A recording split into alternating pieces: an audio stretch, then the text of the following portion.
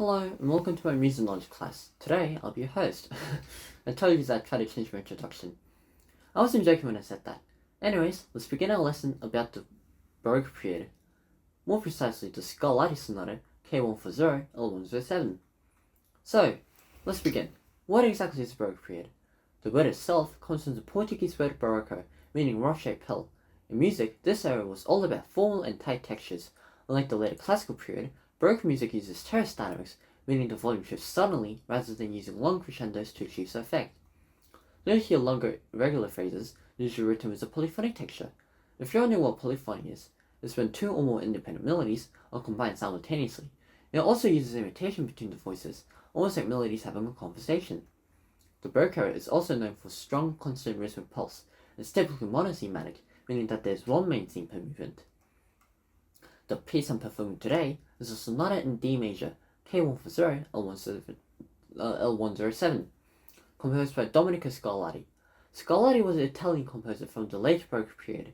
He came from a musical family. His father Alessandro was a famous Italian opera composer. Domenico himself was also incredibly prolific, writing over 550 keyboard sonatas. Most were written for the harpsichord, though we know he was familiar with the early pianoforte. Scarlatti's style is often more straightforward than the complex German works of Bach. You'll hear signatures in this piece, which are counterpoint, meaning several melodic voices at once, and also ornamentation, the frequent trills and establishments. Scarlatti also used the rule of three, meaning that he loved repeating a musical motif exactly 3 times. Scarlatti also used idiomatic writing, meaning that he wrote specifically for the keyboard strings. When I perform the piece, try to listen for the rapid arpeggios, repeater notes, and right hand crossings. Now, let's break down the structure of this specific sonata. Section A begins with theme 1 in D major, is spread and exuberant. The right hand starts with the arpeggio that the left hand immediately imitates in inversion. Around bar 8, we hit the transition theme into an unusual key of C major. Staying high in the treble register, at bar 11, we move to theme 2 in A minor. It feels more agitated. Look out for the closing theme in bar 16, where it features a continuous pulse and some dramatic hand crossing before ending on a single root note with a suspension. Section B starts at bar 20. This is a variation of theme 1, modulating through G major and A major before finally returning home to D major. By 34,